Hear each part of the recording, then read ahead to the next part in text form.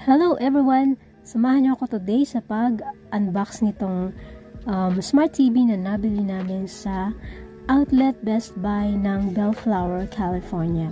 Ayan, so inopen ko na. Ito yung TV stand at ang manual user. Okay. Ano pa ang next? Okay, so ito yun na yung pinaka-TV. At wala lang. Okay, what else do we have? Ito pa yung isang TV stand.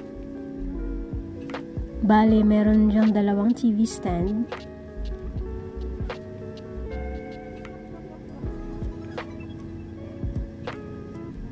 I-screw na natin yung TV stand sa TV para set up natin yung TV later.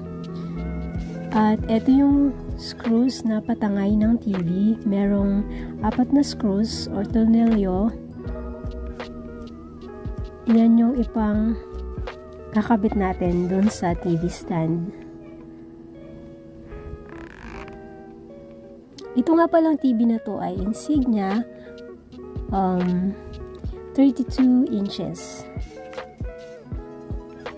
At itong TV na to ay para sa boat ng aking asawa. Kasi yung Roku TV na ginagamit namin doon ay hindi na nagko-connect sa wifi ng Marina. Kaya bumili na lang kami ng Smart TV na naka-sale.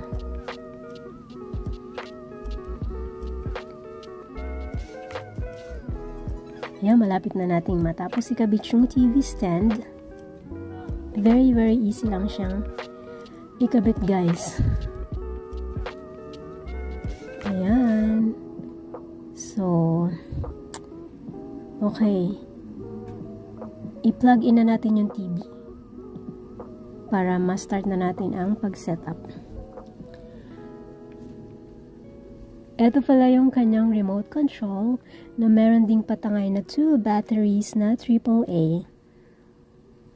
At ayan, tapos na. Thanks for watching.